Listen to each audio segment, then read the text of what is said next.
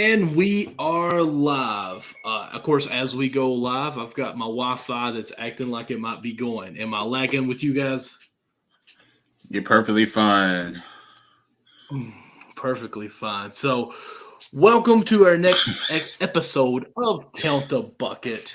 We are so excited about this. As always, I think we just finished up week 6 of the NBA. Got some college stuff going on. Of course, I haven't talked to you all if you all want to dive into college, but I do think that's something we need to start kind of implementing into our show some because so many games going on with that, and really college is just as fun as the NBA, if not sometimes for me as a Kentucky fan gets me more excited about basketball. But we won't go into much of that. But before we go into the show, talk about some of our stuff that we got going. Nick, CJ, how are you guys doing today? Fantastic, man. I hope everyone that's watching had a really great Thanksgiving and happy to be back, man. I'm good, man. Yes, flying high. Feeling great. Thanksgiving was good. Awesome. Yes, linking up with the family, good eats. It's good vibes. Always when we have good eats is wonderful, as CJ disappeared on us. But, as always, I do want to dive into our meals a little bit. Nick, did you try the 2-row technique? I did, man. I did not, man. I completely forgot about it. But let me just say this, man. I didn't go hard this Thanksgiving the way that I thought I was. Like when I saw the food on the table, like when everything was getting together, I was like, oh man, I'm about to go crazy. But I guess my eyes were bigger than my stomach. And I struggled to get past my first plate. I'm not gonna lie. Really struggled, man. That's pitiful, to be honest with you. It was a big plate, but it was like I was just expecting a little bit more. But hey, there's always leftovers, so that's all that matters. Right. What was your favorite, Nick? My favorite, I would say, I'll say the yams. I'll say the yams this year were pretty good.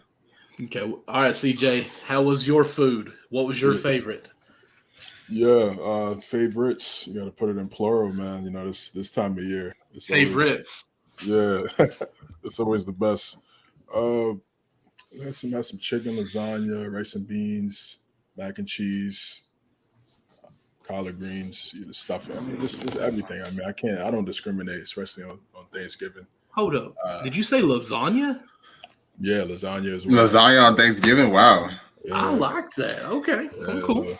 That's new. That's new. I ain't never heard of that. Oh, that's new for y'all?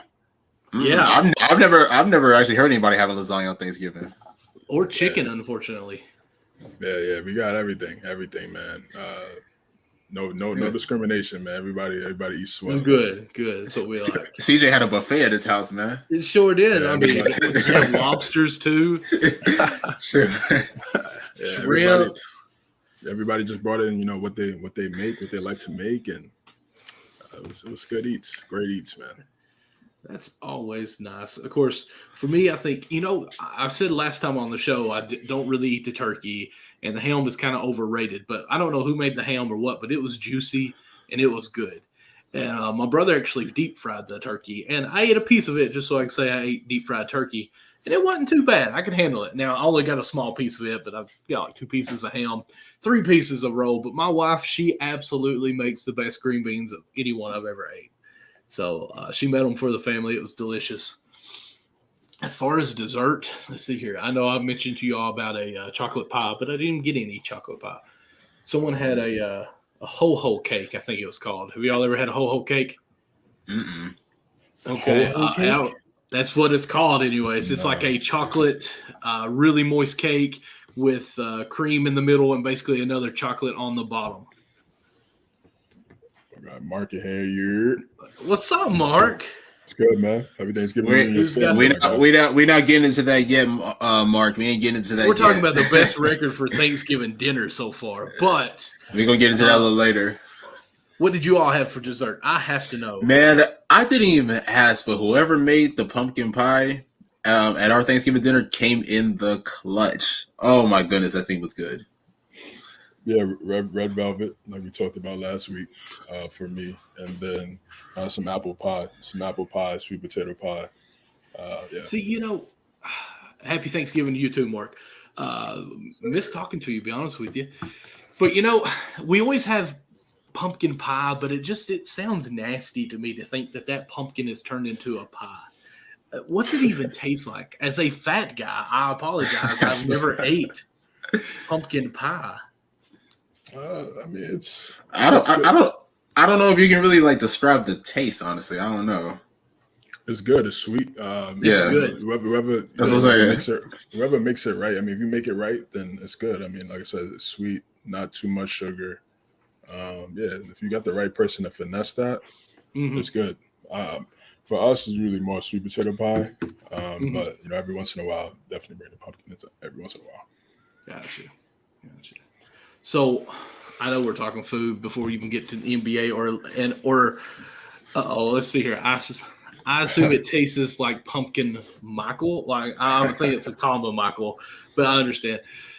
I've never ate anything pumpkin because apparently you can eat pumpkin, like pretty much everything of it. I just think that's nasty. Like we have one sitting down our road that we threw out, and it's pretty much swollen because it's been in the heat or in the sun and everything, and it's ready to bust. And I looked at it today, literally, and was like, that looks nasty. I don't know if I would ever eat a pumpkin pie because of the way that looks. But you know what? It happens.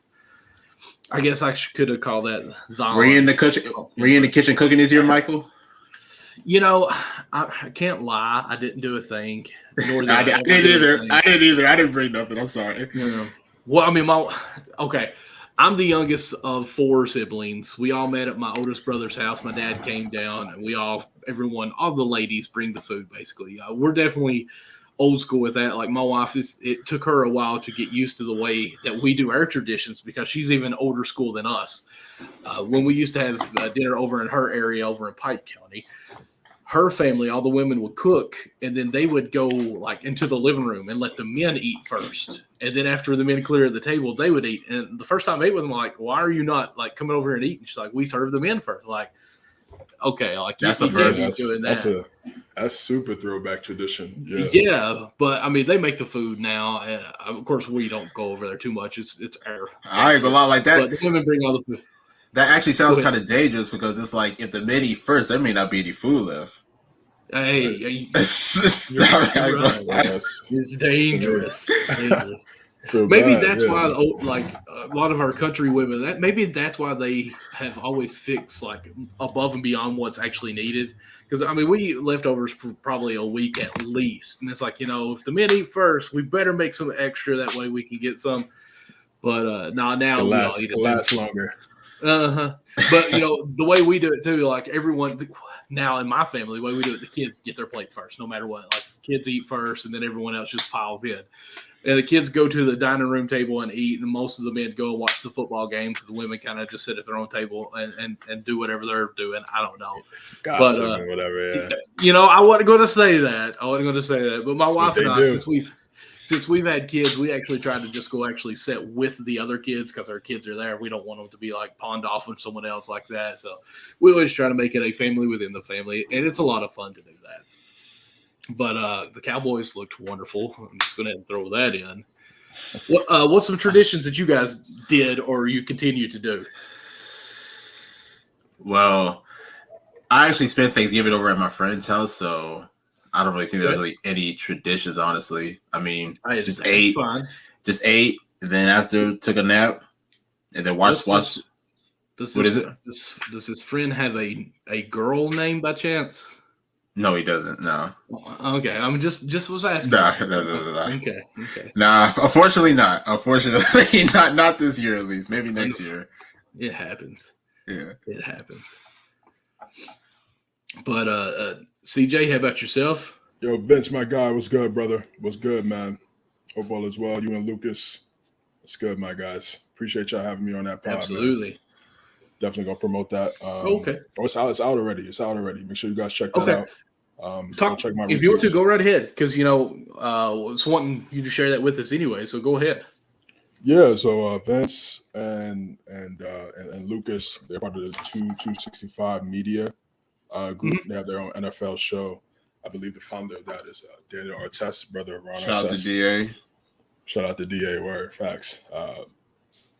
So the Vic has an NFL show there. They brought me on. talk about some of the games, recap Week 11, preview Week 12. Great episode, man. Make sure you guys check that out. I think I retweeted it. If not, I think I did retweet the episode. So check that out. It's on Spotify. I believe it's on other streaming platforms as well. But yeah. Okay, awesome. What's up, Christian and Perry coming in here as well from the Unwrapped Sports Network. Love to have Perry, you guys man. Them Lakers looking better. Perry, I'm impressed. Whoa. Let's not get him too excited. Wait, we haven't even talked about the NBA yet.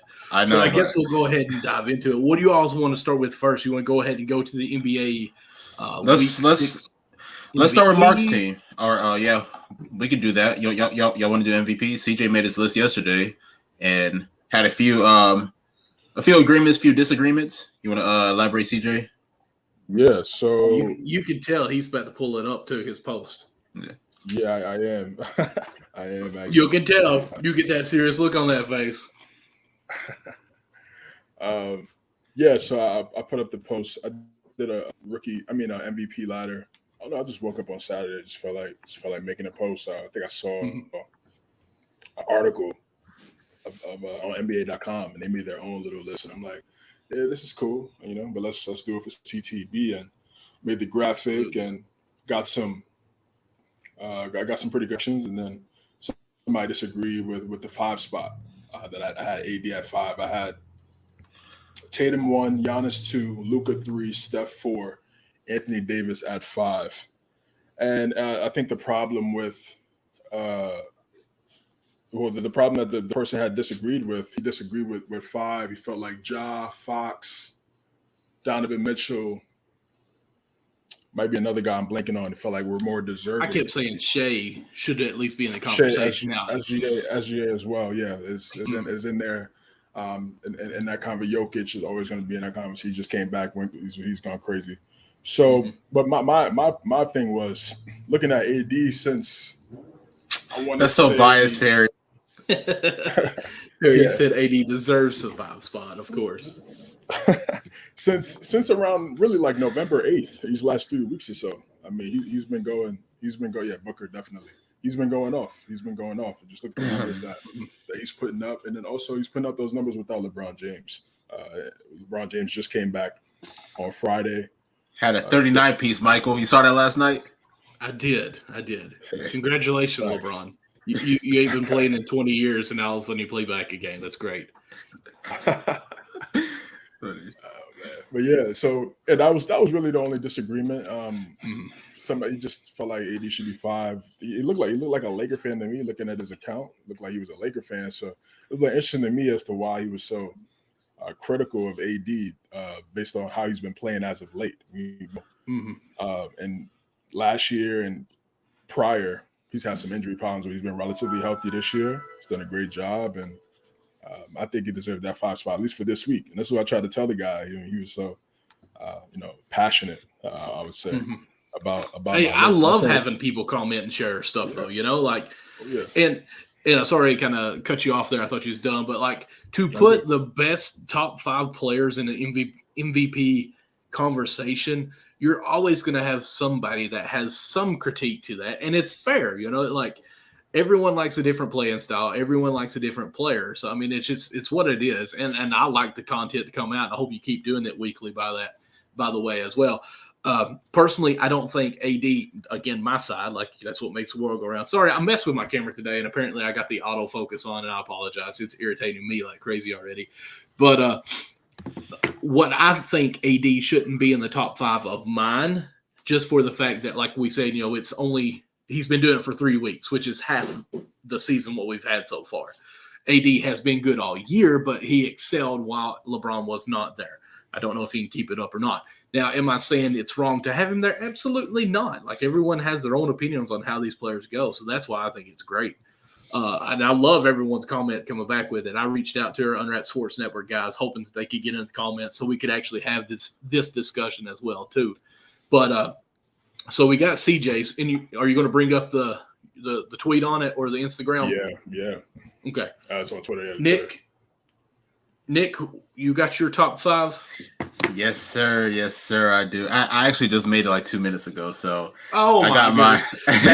This cat messaged us at like 12 o'clock while I am working hard at my full-time paying job, and is like, "Hey, are we going to actually come up with our list and everything? Are we going to have this stuff? Can we maybe talk about this?" And I already had the thought in mind. I already had the thought in mind, just didn't have it written down. We have been on the show for 15 minutes, and he said he just wrote them down 2 minutes ago. Yes. Hey, but at the end of the day, I'm ready. I'm ready when the time is right. I'm ready, and that's it. So I'm gonna go through my list. There's CJ's Awesome list right there. Too, CJ. Yeah, that's pretty nice. So ours is pretty similar. I would disagree. I don't have AD. I mean, first things first, AD has been playing great over the past few weeks. I'm not gonna take that away from him. Just personally, he's not in my top 5, but he's definitely top 10 if you want to say so. Mine is eerily similar to CJ, but not exactly. So number 1, I have Giannis. Number 2, I have Luka. Number 3, I have D. Mitch. 4, I have Tatum. And then 5, I have Steph. Only reason why Steph is 5 is because the Warriors have not really been that great this year. But he's still putting up phenomenal numbers. Hold up. I got to bring this comment back up because I didn't even read it very well. Christian saying Bol playing like Victor W. and no one cares. He honestly has been playing well. Bol is a most improved player candidate this year, without question. I mean, I think we're getting off of 2 different subjects here, but it's totally fine. But is Bobo just actually getting time to play and it's doing that? That's it. Like, that's the opportunity. Because, I mean, right. he had this skill set back in high school. He had the skill set when he was at college at Oregon. Even a few years ago when he was at the bubble, he was showing some skill, but he didn't get the opportunity. I don't know why Mike Malone wasn't playing him, but that's neither here nor there. So I think with him being in Orlando now, with all the injuries that they've had, it's opened up an opportunity for him. And he's doing that. Honestly, it's crazy. Like, he's like 7'4", 7'5". They had him playing the point guard. I think 1 or 2 games just because they didn't have any point guards. So it's like it's crazy to see his versatility in his ascendance this year. So I'm really happy for Bobo because he needed this opportunity. Yeah, absolutely. Health and confidence. Do you think watching Victor play is like, wait a second, I can do this. I'm that tall. Let me go and do it. And he's like, I'm going to play like Victor. So who knows? But as far as my top 5. I agree with most, as always. Oh God, we already know one guy that's in your list. Booker is not in my list. Oh, okay, surprise. That's a surprise. Okay, I do have Luka as number 1, Giannis as number 2. I do like Tatum in there at 3. I'm gonna go ahead and keep Steph in at 4, but my 5th, I'm gonna put Shea from Oklahoma City just to give some love on that young team, the low team that doesn't have the records, because as we've had our discussion before. I think most valuable player is if that player wasn't on that team, how much worse would they be? Granted, they are already bad. They would be even worse without him. And actually, Shea has the 3rd most. No, I'm not even saying Kentucky. Didn't even bring it up. But he has the 3rd most points in the NBA right now behind Luka, and I can't remember who the 3rd was. So I just feel like Shea needs some recognition on this. Now, will he finish there? Probably not. Okay, so he's probably going to start taking out. But hopefully he gets traded to a more contender of a team. We can see him excel. Has a player ever been traded and win the MVP? Harden. Harden? In the same year? Oh, in the same year? I'm saying like be traded and win it later on. Yeah, okay, yeah. Okay, yeah. Okay. I feel like somebody else did it too, but I don't know. Barkley. I mean, yeah, Barkley went from Philly to Phoenix. Mm-hmm. Let's go, guys. Might be it. I don't know. Traded the year that they won it though. Oh, the year that they. Oh no. No. Yeah, that's what I'm saying. Like they get traded and win it that year. Oh, that'd be stupid. I mean, anybody that would trade a player that's MVP contention, and then they go win. That's what I'm saying. Like, I don't think it's ever happened, but that'd be crazy. So that's where I'm at with my 5. Are you guys upset any on that? Upset? Nah, I'm not. Nah, I mean, it's your opinion, but like the whole criteria with MVP, in my opinion, is that of course, the player has to have really great numbers, but it also has to have team success playing there as well. So that's the. I mean, Shea's putting up phenomenal numbers, but Oh yeah, I mean, well, he has Josh Giddey, he has guys like Jalen Williams and those guys, but I mean, they're all relatively young. Unfortunately, they don't have Chet Holmgren, and that probably would easily elevate the team this year if they did have him. But I'll be real, Shea in the mainstream media, Shea has not gotten the proper love that he deserves. Absolutely. Like, I even tweeted this out, I believe, last week, is that Shea should be in that same conversation as far as young point guards alongside Ja Morant and Trae Young, because everybody always talks about how those two are superstars on the come up, but Shea always seems to get overlooked for some reason. And I get it, he's in OKC, but people forget, like, that year that he was with the Clippers, he was balling out. Like, I think he had a few 30-point games against the Warriors in the playoffs. So Shea has done this on occasion. Even that year that he played with Chris Paul, he played pretty well. So Shea has been great since he got into the league, and he's only got better as time progressed. Now, I'm hesitant bringing this comment in because I don't know how far we're going to go with this. Who is the GOAT from Twitch, which is quite crazy. We don't get too many comments from Twitch. Yo, Paco, what's going on, man? Appreciate you stopping by from Twitch. Of course, Jordan's my guy at 1. But again, I mean, I don't really dive into that topic because it never ends. But yeah, Jordan's my guy. I want to stay on the MVP topic though, because that's more relevant to what's going on. And I'm totally fine with that. I just did not want to not bring it in. So Jason Kidd. He's the GOAT. I mean, so this is a question for all of us. So is there anybody that y'all think is like a lock for number 1 right now? What do you mean lock? They're they're like the best player right now in the league. Like, there's nobody else better than them right now. I mean, listen, yeah, I don't know. I mean, Giannis and Luka. I mean, I know it fluctuates, every week, but I didn't know if y'all had like a favorite as far as like being number 1. Okay, I think Luka will be in the top 5 conversations every week until we get to giving the person. Yeah. Well, I'm just saying this year, like until they actually hand out the trophy. I think Giannis will be in the top 5 as well. Other than that, I don't know. I think it's going to fluctuate with those other 3 spots because, even the Joker has been phenomenal the past, I want to say 3 or 4 games. Like I read one report where he's jumped to the top 3 in the MVP ladder for them, but I don't have him that high yet. Yeah, so, I mean, then you even have Embiid, who's always been in the conversation for the past 2 to 3 years. That's not really made it in the conversation too much this year, probably top 15, I'd say. So I would say lock Giannis and Luka for me will be in this top 5 all year, unless injury, of course. It's tough, man, because Tatum, in my opinion, is right there. Tatum has been phenomenal this year. Perry agreeing with me. Perry's so smart when he agrees with me. I'm just going to say it, guys. He's so smart. So you think Tatum's a lot? You think he's Tatum more? Tatum's up there. Like I think he can make a case for like being like at least right now a clear favorite for MVP. You got to think Boston's currently got the best record. Shout out to Mark. Boston has the best record right now. Tatum has elevated his game, especially on the defensive end. Like he's up there in my opinion. I do like what Christian says here. Crazy how many non-Americans are in the top 5 to 10 spot. Absolutely crazy. Like, honestly, they come from overseas prepared. Like, you know what I'm saying? Like they're already some of them are a finished product. Some of them are still like, some of them are still working their way up. But I mean, a lot of them, they already know what it takes to compete in the league. I mean, look, when Luka was a rookie, he said the scoring in the NBA was a lot easier when he came than from wherever he came from. That's a little bit tough to hear. I guess to swallow more than anything. Even having Justin on our show, I think 2 weeks now, he even talked about how harder it is to score international. So, Luka, I think, was at like 17, 18 when he was playing over there professional and now jumps over here to us. I mean, technically he's a rookie, but he's already been playing ball with professional athletes overseas.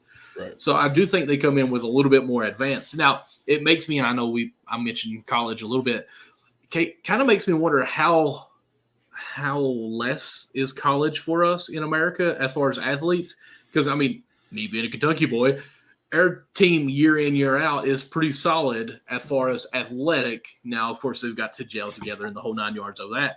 But is it really something bad that our college players aren't good enough for that next step? Because, I mean, really, rookies, how many times second round is not really much going on for their first year in the NBA. And that's 24, 30 players or so. Yeah, I think yes, the game is definitely global, and it's definitely expanding. And we see these guys like Giannis, like Luka, like Embiid, Jokic. They're changing the game, but I mean, there's still guys overseas that come from Europe and go to the NBA have been underwhelming as well. So just college is still a good option. Yeah, college is still a great option. The coaching there is elite. It's just like you guys just talked about. These guys are professionals, 14, 15 years old. So they just know about the business of basketball quicker. They know they have that knowledge before guys that are 17, 18 years old at college going from college to the NBA. College atmosphere is different than being a pro at 16. So it's just a difference in knowledge and environment at the time. But if you're talented, it's going to translate, and obviously if you put the work in, that determines how great you are. But two things what's going on, Jimmy. Two things that you guys talked about: Shai Gilgeous-Alexander not being in that same category as Trae Young and Ja. That's because they don't win. They tank every year, bro. When you lose 60 games a season, nobody's going to talk about you. So as talented as he is, it doesn't matter if you're not winning. And that's the crazy thing too, because I mean he's averaging like 25 a game. Like it's not like he's actually averaging. I think it said 31 a game, and Luka was averaging 33 a game. Oh, is he? So he's even averaging. Still, that's what I'm saying. Like he's averaging more than what most people are even assuming he's doing, and he's still not getting the recognition. But I even go back to probably 3 episodes where we talked about, where I talked about how I thought AD should already be an MVP when he played with the Pelicans. We won't get in that argument, but AD didn't get the recognitions because the team was always bad. Like Anthony Davis hasn't blossomed in anything new. He's just more on a team that's won a ring in the past 5 years, staying relevant in everyday conversation, and you see him more. I mean, you can not tell me when you turn on ABC, TNT, or something to that effect, Lakers are probably going to be on that game or on that station. Yeah. OKC is kind of like, okay, we're not seeing on TV. Did you like what I did there? Come on, was that pretty corny? I'm a dad. Leave me alone. So, and I just don't think he'll get that recognition until, one, OKC, after they get victory and they are good, or two, he's traded to another team and still balling out. Because let's be true. What Nick said earlier, he was balling with the Clippers. We referred to Shai's time back with the Clippers more than we referred to as Oklahoma, even in our conversation here. LA teams you see more. It's just what it is, unfortunately.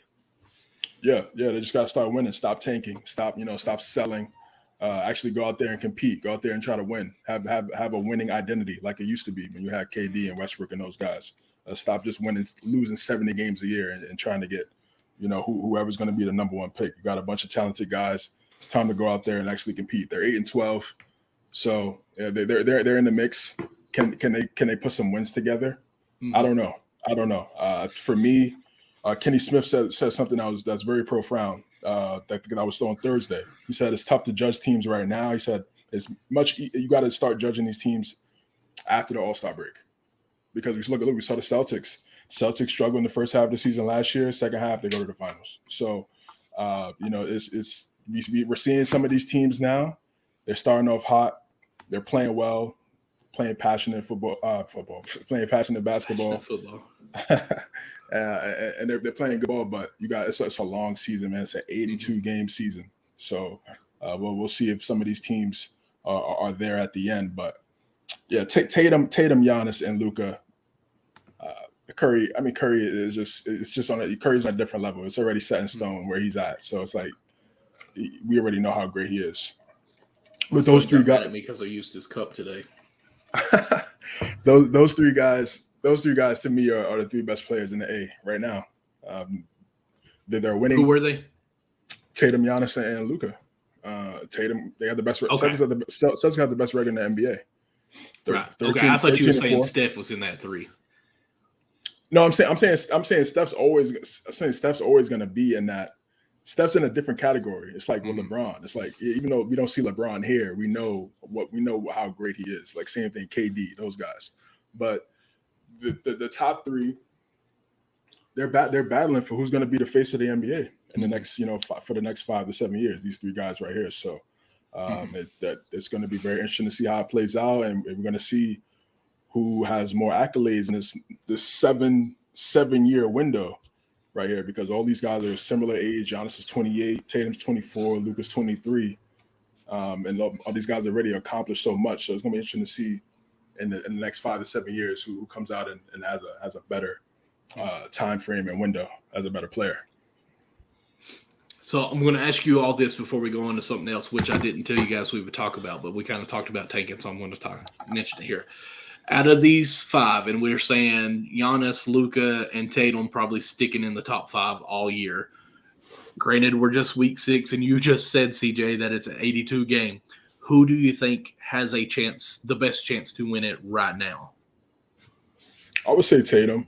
I would just say Tatum. Giannis, you could say the writers still have a little bit of fatigue, giving him back-to-back awards. Same thing. I don't see Jokic winning the award this year. Mm-hmm. I think they're gonna switch it up. He's done.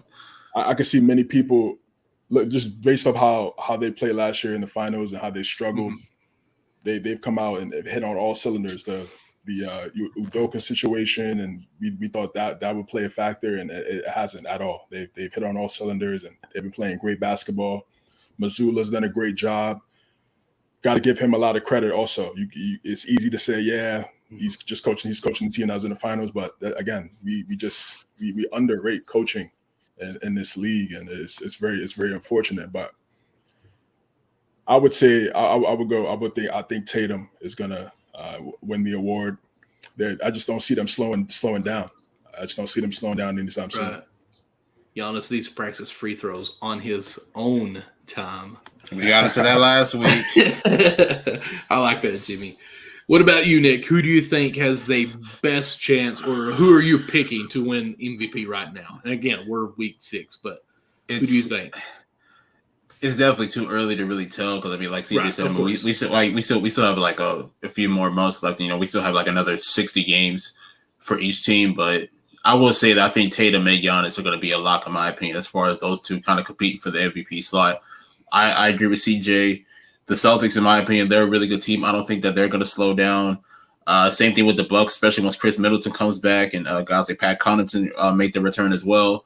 They're going to be on the rise as well. So in my opinion, it's going to be those two. And then of course, you do like Luka can be up there. Luka's going to put up the numbers, but Dallas is mid, and I'm not going to lie. They need to get Luka another star soon, because it's definitely been a struggle for them for most part of the year. They're definitely missing that impact of Jalen Brunson, a guy who can kind of take the ball away from Luka and really take pressure off of him.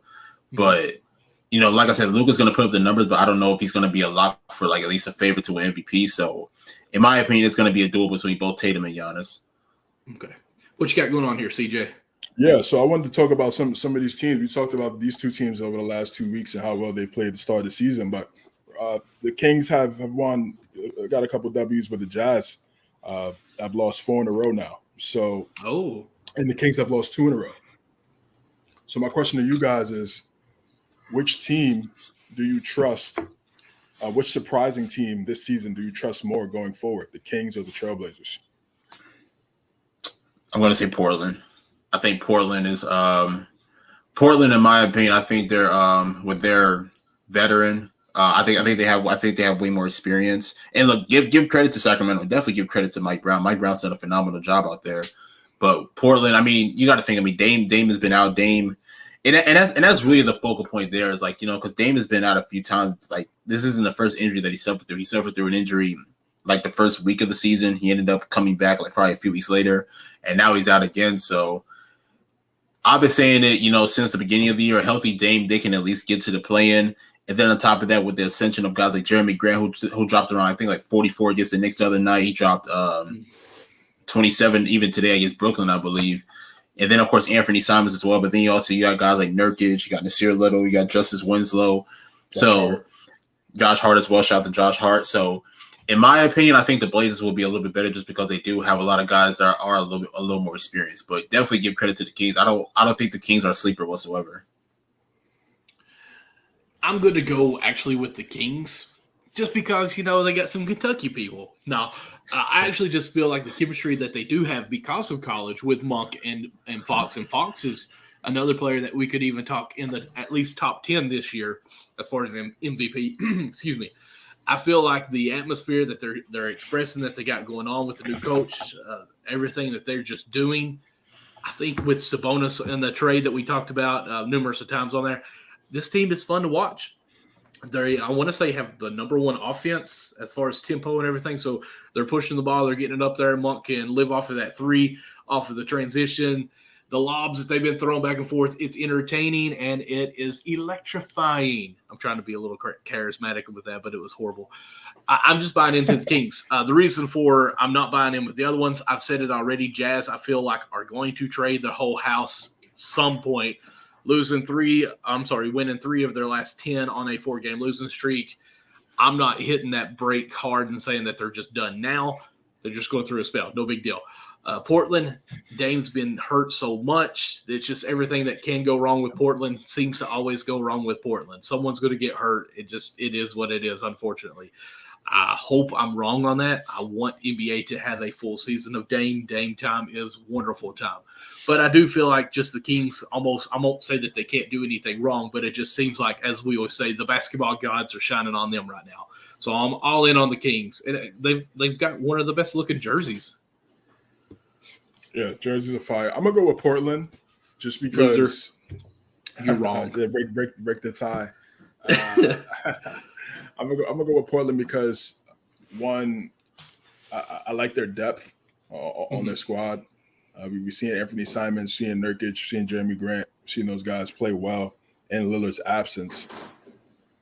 And I just think when Lillard comes back, he's just head and shoulders better than any of the other players on the other teams that we're talking about. So I think that alone will put them over the top. Dame has the experience that he could kind of show and guide some of these younger guys and being that leader, so they know how to win, know where to get to the right spots. Jeremy Grant has a lot of playoff experience too, playing with Russ in OKC, playing with Jokic in Denver, and now he's in Portland now with Lillard. So he's definitely someone that I think they can rely on down the stretch. Also very consistent for the Kings. They're extremely talented. I just have to see more. They keep putting some wins together and playing well. Fox is playing at a high level. Monk, Sabonis, Keegan Murray, Harrison Barnes. They have a plethora of talent. I just need to see more from them. I need to see more consistency before I put all my trust into the Kings. But I like where they're headed. But for right now, I'm going to still go with the Trailblazers because just over the last couple of years, they just had some more consistency, and I think they're in a good spot. And the Jazz is just they played well at the start of the year, and you need a guy. You need who's going to be that guy. Is it marketing? Is marketing really that guy, that franchise guy? No, I think he's probably a 2 or a 3, which is fine. There's already some rumors about marketing being traded or talks of trades. They never really wanted to make this team a contender. They didn't want to. This is not what they wanted to do. This is an audition. This is what we talked about pretty much since the season started. This is an audition for, unless it's Perry. Perry thinks that they're going to win the ring or compete with the Lakers, which is probably where they will compete with the Lakers in like the 10th or 11th spot. But anyways, carry on, CJ. Sorry. This is an audition for guys like marketing, Clarkson. Trying to think of some maybe Conley and some of those other those veterans, maybe Beasley. Do they have well. No, he's on the Pistons now. Yeah, he's on the Pistons. That's right. They traded They had traded him before the season started. So this is what this is, and I think they've done a great. They were hooping. This is what they are, and I think down the road, probably by trade deadline, we're going to see some of those guys get moved. I think Perry put one too many O in there. They were hoping. That's what they were doing. Oh, they were hoping. Hoping. That's funny. Yeah, I just trust Portland a little bit more than some of those other teams. Now, see, I want to be iffy with Portland because I feel like when I think of Portland, I'm still adding CJ McCollum in that. He's not on that team anymore, and that's kind of when they had a lot of their success with Dame and CJ. And I'm just trying to think, okay, CJ's not on there. Dame, can he maintain being the guy at the point or the guard dominant?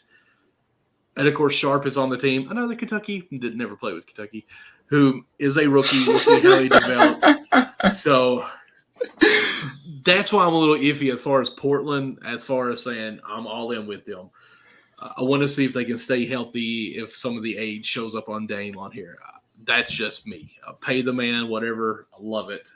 They need to get what they get. Now, something I want to transition to here, kind of opposite of what you said here. I want to bring yours away. And I've noticed an article. It popped up on my Bleacher Report today, but actually I just typed in and tried to find an article written somewhat about it.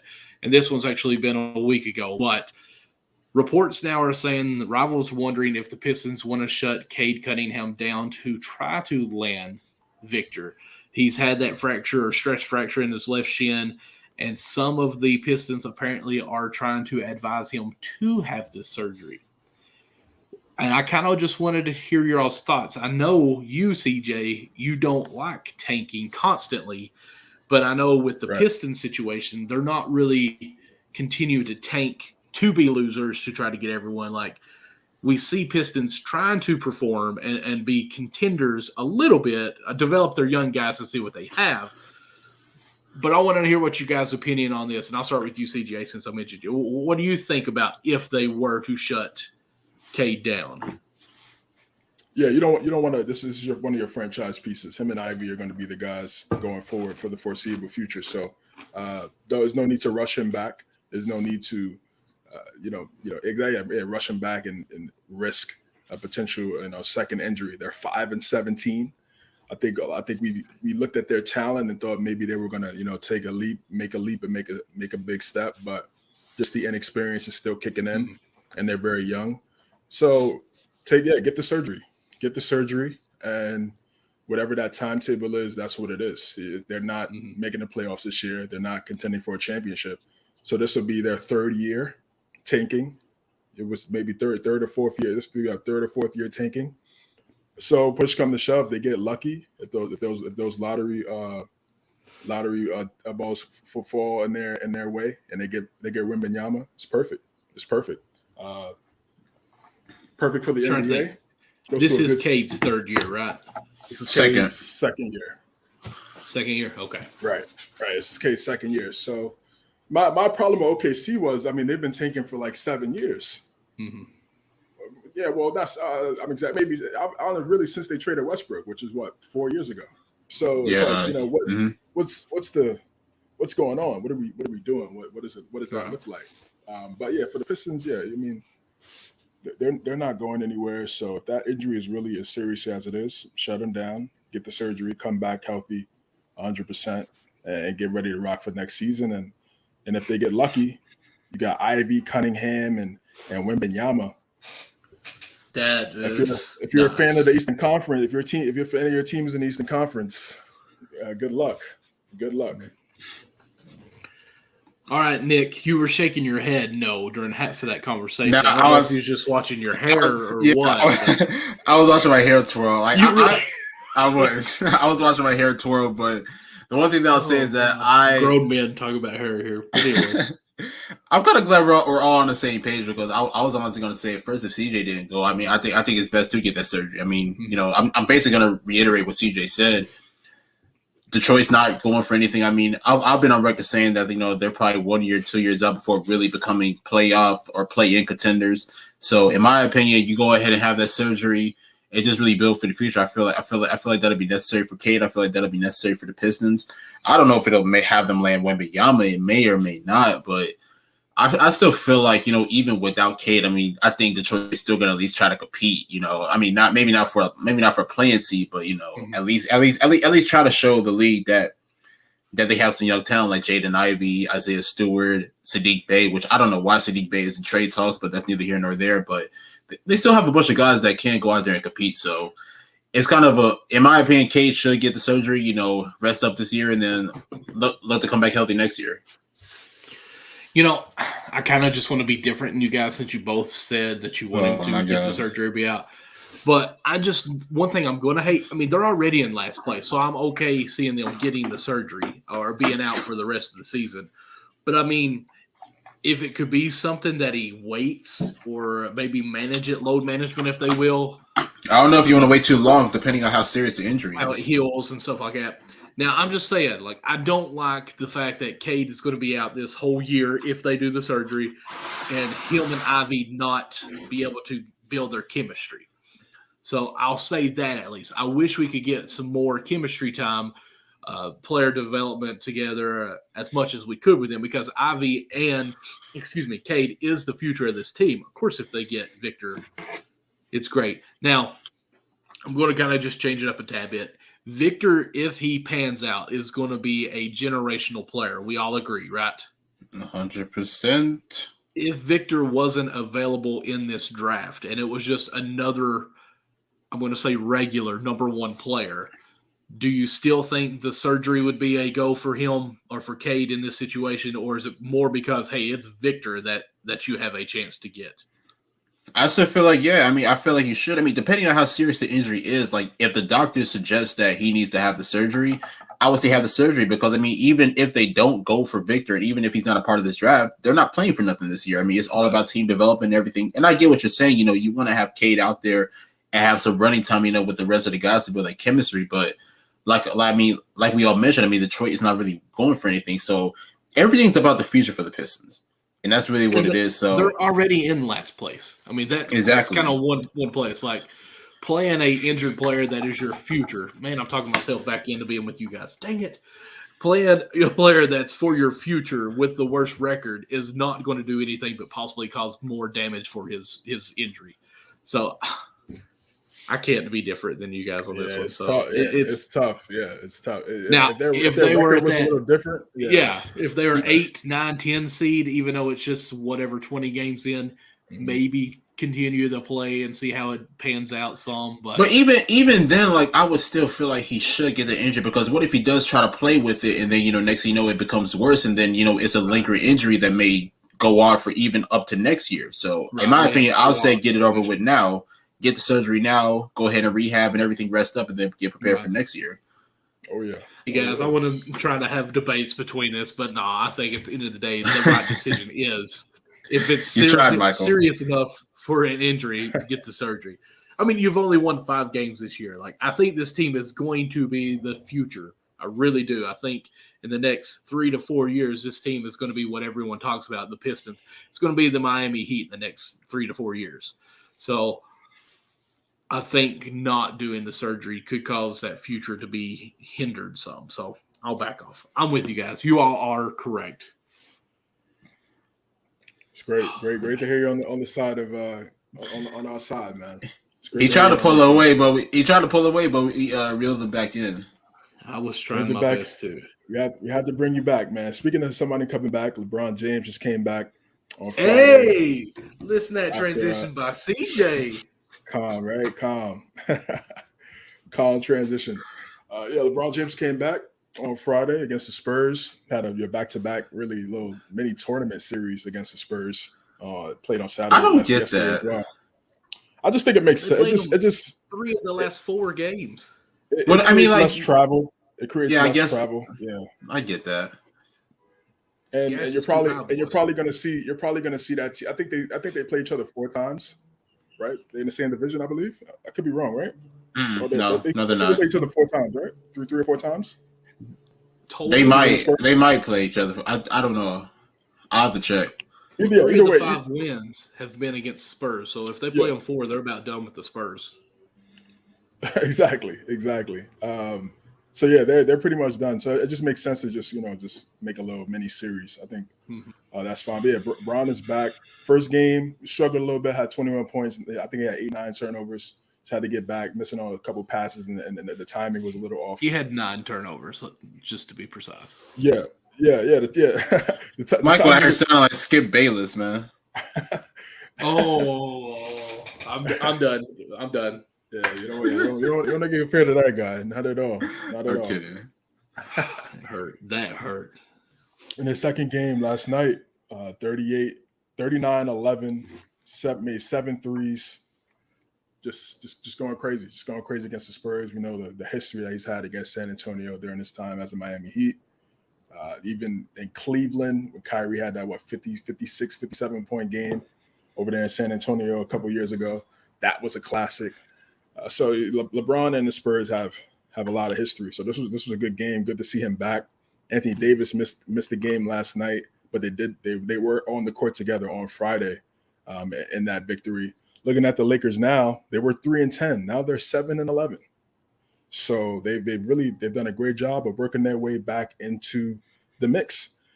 Anthony Davis, I mean, the guy. I mean, homie tried to argue with me, but showing your, I mean, she's showing his value.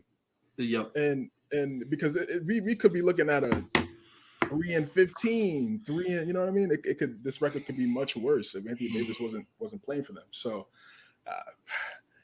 I guess he shouldn't be. That's that guy's opinion, but AD's been playing phenomenal. 20 at 30 and 13, 5 blocks, and he's just been putting up video game type numbers. That's really what he's done in these last 8 games or so.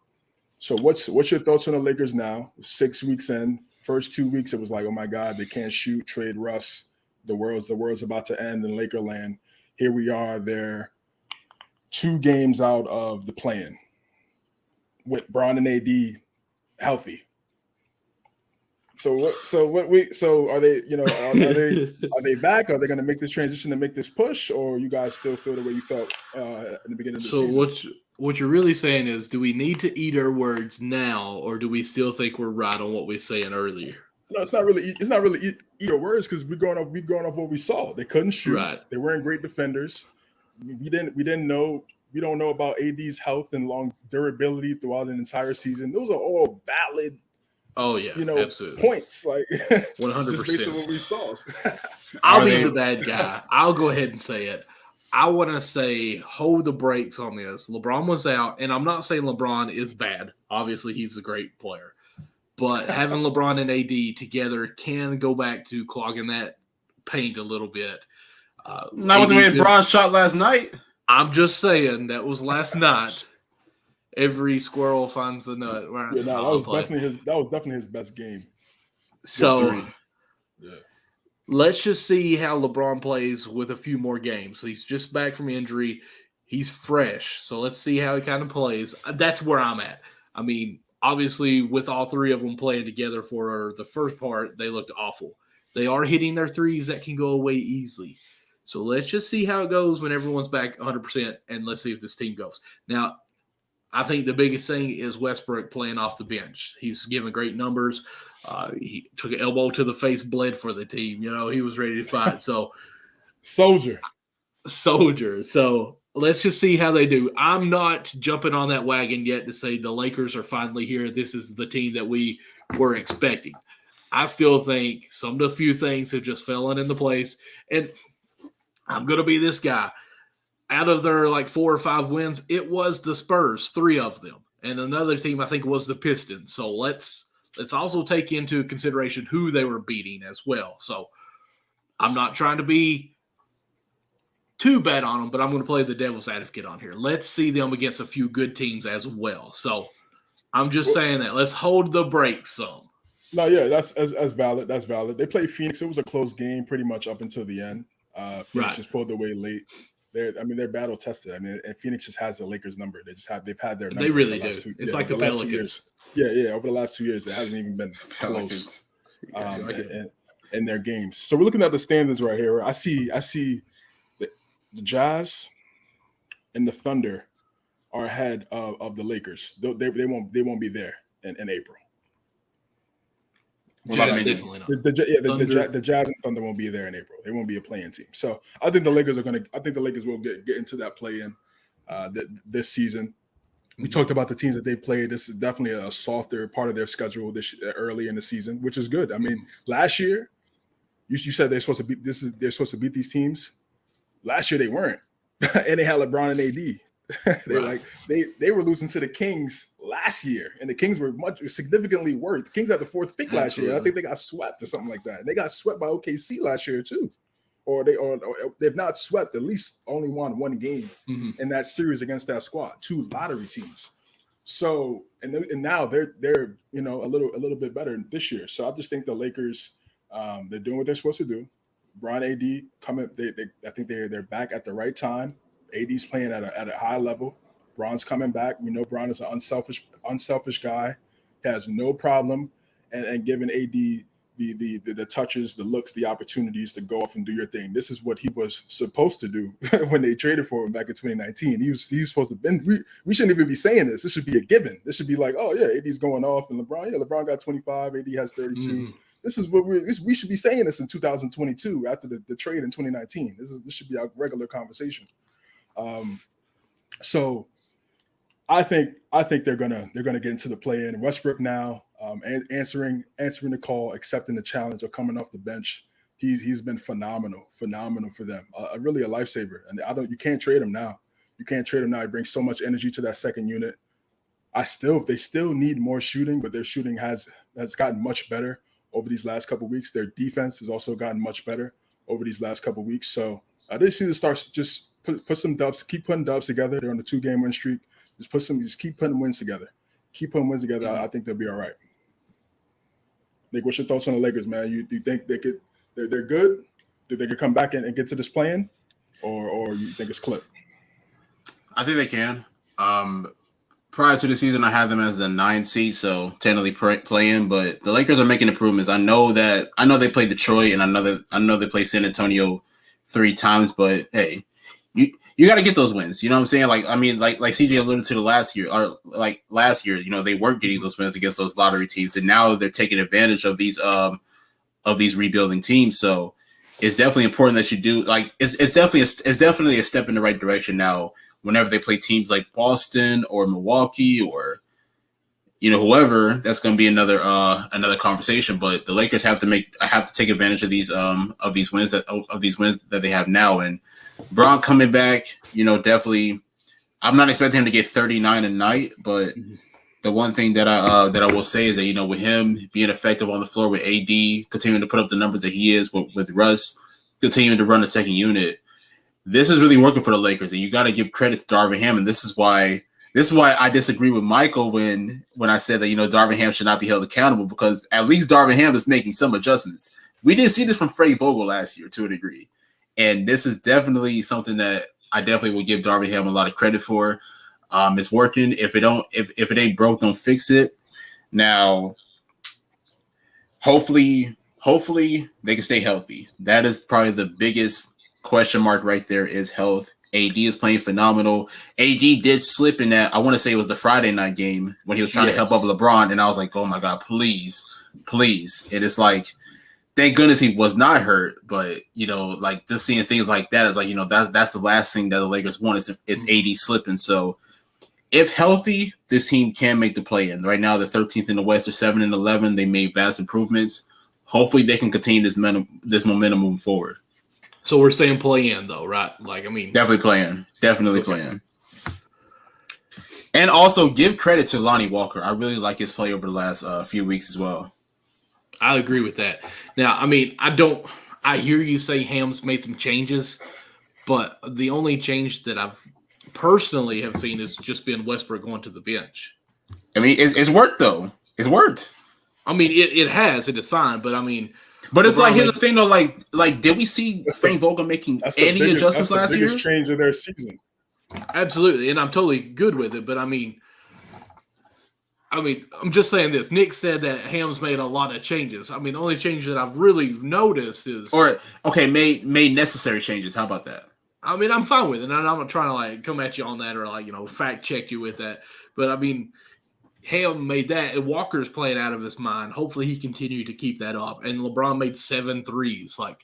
Do we think he's going to make 7 threes on an everyday night? No, definitely not. So, I mean, that's where I'm just at, pumping the brakes a little bit. Let's see how this team turns out. But, I mean, still, though, with LeBron playing at a high level and AD being healthy and putting up the numbers that he's putting up, Lakers are a good team. Now, and again, I don't want you guys to think I'm just coming at LeBron, but is LeBron's high numbers are more because AD is playing at the level he's playing at right now, taking some pressure off of LeBron? I think so. Well, if AD doesn't play his way, LeBron's got to earn it more. I say earn it, not being a jerk, I promise. and it's kind of making more attention towards AD. If AD doesn't contribute like he is, I don't know if LeBron's going to be able to shoot comfortably from threes. It's going to be more contested, more challenged threes. His little where he's acting like he's going to do something, dribble between the legs a few times, do a little stutter, then okay, I'm just going to shoot the three. Like those to me are more of the 25 to 30% from 3-point that he shoots. But if AD's penetrating or getting the double team, kicks it back out, LeBron in the fluid motion, those are always going to be a higher percentage. So I don't know if AD, if he goes cold or if he goes hurt, if LeBron can take comfortable threes or if he's going to have to force later threes. That's my only thing. I think they're going to figure it out. I mean, they've won the championship together already. They both averaged 25 together already in a season, so they know how to play together. I don't think that's a concern. It's really just everything else around them. That's really what it is. If they're healthy, it just comes down to everything else around them because we've already seen them win a championship as a duo. So they're going to be fine. They're going to be fine. But I'm still have questions for Pelinka and building this team. I still don't think this is a championship team as it stands today, as we are around 18 games into the season. But that's my problem. That's my problem. Okay, if AD, LeBron, Westbrook, they've all bought in. Mm-hmm. They bought into Ham's philosophy and identity, what he wants to do. They're sold. They're sold on Ham. They got their guy and the coach. Now let's look at the roster. It's okay. It's okay. They got some okay guys. I still feel like they can have some better wings around LeBron and Anthony Davis. Lonnie Walker has been playing well. Dennis Schroeder just came back. He's a bucket, so he could definitely make some plays. Pat Bev hasn't been shooting the ball well at all this year so far, but he's still a guy that could get a stop defensively, maybe set a charge, do things like that. He's a pest. Get a great player on the opposing team out of his game real fast. He can do things, little things like that, but he definitely needs to shoot the ball better if he wants to be on the court. For the Lakers, Troy Brown's been really good. Thomas Bryant has come in and made some quality plays since he's been back. Wayne and Gabriel also high energy, rebounding, really good roller, can space the floor a little bit. So it's the roster is okay. The roster is okay. I don't know if it's a championship roster, but I do see them still going into the play-in. And then once they get into the play-in, anything can happen. Anything can happen, especially when you got those two guys. Yeah, especially when you got those two guys on that court. So let's take a look at the next few games that they have. Here we are, Crypto.com Arena, where the Lakers will host Pacers on Monday. We've got Trailblazers on Wednesday, again in LA, and then they go to the Bucks. What's the next game? We'll look at that last one there. And Wizards. So they'll be going East Coast for the Wizards. So I think that's 5 games there. Nick, I see 4-1 if they lock in. You see 4-1? 4-1 if they lock in. Only all I see is the Bucks. Well, I think the Pacers are playing well. I think they could easily beat the Lakers. So what is that, like the next 4 games or 5? What is that? I don't know about easily. It could be a good game. Like I said, I'm saying they could easily. Right. Obviously, I think it's going to be a good game. But I'm saying if the Pacers are hot, then But let's see here: Pacers, Blazers, Wizards, and Bucks. So is that just 4 games? Yeah, it's 4 games. 4 games. So 3-1. I think 3-1. 3-1. What do you got on that, Nick? I'm gonna be the bad guy, and I'm not banking on this, but there's a possibility that they can go 1-3 because I'm not gonna say that they lose to Indiana, but that's a toss-up because Indiana's played phenomenal basketball throughout the season. Portland without Dame, I can see them getting that win. Milwaukee's definitely a L. Giannis is definitely gonna go crazy in that one. Wizards might be a toss-up as well because Bradley Beal's played well. Kuzma stepped up his game. Porzingis has been playing well. So a lot of these matchups are kind of like Portland, Indiana, and these guys. I think they're right there neck and neck with the Lakers. Now, obviously, they do have the advantage, LeBron and AD, but let's see if they can keep that momentum rolling. So, yes, if they're locked in, these should be W's. I like the Pacers. They're playing well. I mean, even though Zubas just had 30 and 29 tonight. So that paint is looking a little sweet. So if I'm AD and I'm looking at Zubats getting 30 and 29, it's crazy. I need a big game. If I'm a Laker fan, I need a big on 80%. On 80%. Yeah, exactly. Zubac. So yeah, LeBron and AD should go handle business tomorrow against the Pacers. If they lock in Trailblazers, I don't know what Lillard's status is. I see him on the bench. He could be ready to go by Wednesday. We'll see. He didn't play against the Knicks, and he didn't play against the Nets tonight. So he could play on Wednesday. If he plays on, I think Wednesday, the Lakers win that one. If he plays on Wednesday, it's an interesting game. It's an interesting game. It's definitely a 50-50 game for sure. Mm-hmm. For sure. No doubt about it. Bucks, yeah, I mean it's in Milwaukee. But that's gonna be a tough game for them. That's gonna just because they have too many lapses. The beginning of the game they'll look good and they'll be right there with the Bucks, and then in the second half, fourth quarter, they go in these lulls where they're just not good enough to get the dub. So I definitely see that as an L. Wizards, they've had really good games this year. Kuzma, Porzingis, Beal. I don't think they're not going to be they're not a great trio. They're not doing anything as a trio. Nah. They're three talented guys on the team. That's what I see from the Wizards from that perspective. So they should be able to win this game as well. So this is a key week for the Lakers because a good record could put them right there back in that 8-9 spot. Oh yeah. I'm going to have them at 2-2 though. I think Pacers and Bucks are going to pull the wins, and I think they beat Wizards and the other team, whoever it was. Okay. Oh, Portland. Yeah. Portland, yeah. So you have them 3-1. I've got them 2-2, and Nick says 1-3. I'm the bad guy, man. That's okay. It wasn't me. That's okay. So yeah, we're gonna work back to the Western Conference here, looking at the standings. Okay. Want to get your thoughts on two teams here that we're looking at. So I want to get your thoughts on the Warriors. Warriors they struggled in the beginning of the season, really out on the road. They're 2-9 on the road, 9-1 at home. That's their calling card. They've done a phenomenal job in the Chase Center. They just got over 500 tonight. Steph Curry had a great game. They got the W against Minnesota. What's your Nick, our resident Warrior fan? Yes, sir. What's your thoughts on the team so far? Curry's been playing out of his mind, as we see. For me personally, I got him in the MVP ladder. What's your thoughts on the Warriors so far this season? Building that team chemistry, I think that's the biggest thing. We made some adjustments. Shout out to James Wiseman. We ended up sending him to the Santa Cruz Warriors, and I mean, just definitely give him credit because he is definitely playing phenomenal down there. But we just needed to make a few tweaks. Honestly, I mean, I love Wiseman, but I just don't think that he is a really good fit with this team. I feel like he will be able to thrive somewhere else, but that's just my opinion. But I mean, it's like you mentioned. I mean, Steph is playing phenomenal. Clay is finally getting that groove back. You know, that's probably the biggest thing right there. Jordan Poole has been struggling recently, but I think he'll find himself. I mean, it is a long season. You know, he struggled in the Friday game, or not the Friday game, the Wednesday game against the Clippers.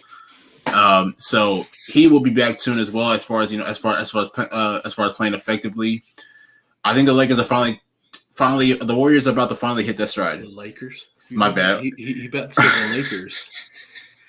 We talked too much about the Lakers, man. He got me stuck. The Warriors are finally about to hit that stride with Clay finally playing well. Steph playing the lights out. Draymond had a 19-point. I think he had 19 and 11 tonight, I believe, something like that. So with the Warriors finally hitting their stride, I think they're really about to lock in now over these next few weeks. Hopefully up until Christmas they can continue to climb that ladder in the West. Here's all I'm going to say about the Warriors. I'm never going to count them out. They're veterans. They know what they're doing. I mean, they just came off winning the rings. So maybe there is a little bit of a overhang with that, starting off slow. Clay, like you said, who I've been on for quite a while, is starting to play better. So maybe he's finally getting his legs conditioned to be back to what we expect him to be and just getting the rust out. I mean, he's basically out for 2 years. So I don't care what goes on with the Warriors. I'm never going to bet against the Warriors. So maybe they're ready to finally turn it on and show us who they are. The thing is, Michael, is that you're always right. Like, you're definitely right with that. You can never count them out. Whoa. Wait. Could you say that first part again? Michael, you're right. No, you said something with an A in there as well. What was it? You're also You're right. I'm pretty sure you said always. Can we? This is recorded. I heard always. It did sound like always. Okay, my bad. I meant to say you're also right about that. Around 1 hour and 9 minutes. You're also right about that point. And the thing about Golden State is that we know that they can turn it on whenever. And that's the frustrating thing about being a fan is that sometimes they play so horribly, and it's like you know that they can flip the switch at any point. But I don't know, man. It's like, I'm just glad that they're finally catching that stride, catching that rhythm. They're 11-10 right now. Hopefully they can keep the momentum rolling. Hopefully Steve Kerr does not decide to rest these guys because he really ticked me off whenever he rested all the starters against New Orleans, especially after we just beat New York and Houston to get that momentum. And then we end up losing by 45 the next night because we had to start Kuminga and a lot of these other guys. So as long as everybody's playing together, building a chemistry, we'll be fine. Your point with Kerr, you might as well have patience with that, bro. He comes from that pop tree, so that's what he's going to do. There's going to be games throughout the season where all those guys are not going to play. I don't mind it, but it's like it's a marathon. It's a marathon, bro. But the thing about it is that I don't mind it, but it's like I need to at least we needed to at least get to 500 before that happened. Like, I think at the time we were like 7-10 or whatever, 7-9 or something like that. So and then we were finally catching that stride. Clay just had the strong game against New York. Then he had 41 against Houston. Good, 2 games catching that momentum, but then the next night you decide to rest these guys, and then we lose by 45. Like, come on. Yeah, no, I'm with you. And then they come out and win 3 in a row. So right after that, so maybe he knows what he's doing. Yeah. They're battle tested. they're battle tested, man. It was just that road record, and I think on the road, remember, you're alone. It's just you and the squad. You're in the team. In the beginning of the year, there were questions with the video with Draymond and Poole, so it was probably some tension there in the beginning of the season on the road with these guys. You're not clicking. You're not always together. You might probably have your little cliques separately amongst the team. It's especially during that time. I can't even imagine. Then they obviously came together. And at home, they've just been phenomenal. It looks like the Oracle. I mean, they're 9-1. The Chase Center, they've welcomed and embraced the Chase Center with open arms, and then that crowd's been going crazy. It's not Oracle crazy, but it's definitely wild to where you could tell they have a home court advantage. And Clay is just he's back. Let's not forget, he just came back 11 months ago. He just came back in January 2022.